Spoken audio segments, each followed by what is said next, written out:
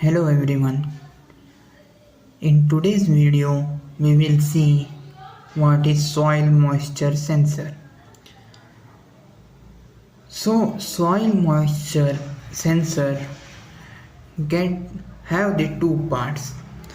When one is the sensor filament, this part will enter the soil, and we will get the values from second part.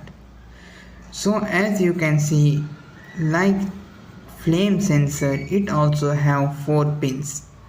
One pin is VCC, that is for the power, second is ground, third is D0, fourth is A0.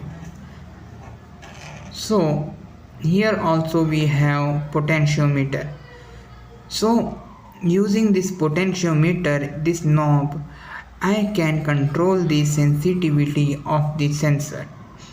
So if I set some particular value, and if soil moisture exceeds that particular value, at that case I will get the signal from D0.